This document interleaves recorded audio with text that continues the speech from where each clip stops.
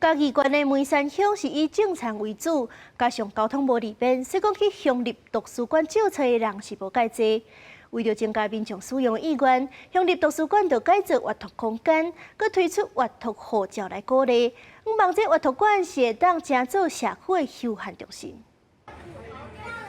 囡仔伫生活间的阅读空间，拣家己喜欢的册，也面到坐咧涂骹来看。十九正式启用的梅山乡立图书馆，唔但改善整体空间，佮用阅读号召的奖励制度，要鼓励乡民来图书馆看册换奖品。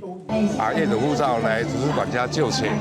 你若迄个数量看册数量，咱图书馆有奖品甲恁鼓励。乡立图书馆讲，进前内底的空间较无方便囡仔来使用。即摆县政府补助300万，图书馆为旧年来征收，毋但增加亲子做伙合适的空间，佮透过阅读号召计划任务甲奖励，要来提高民众借册看册的意愿，鼓励到孩子愿意把这样子的时间投入在阅读上面，也能够把这些想要读的书做一个记录我想这是一个相当棒的一个我们乡立图书馆推动的一个措施。梅山这样又多了一个地方可以带小朋友来，然后又可以增加那个亲子的互动。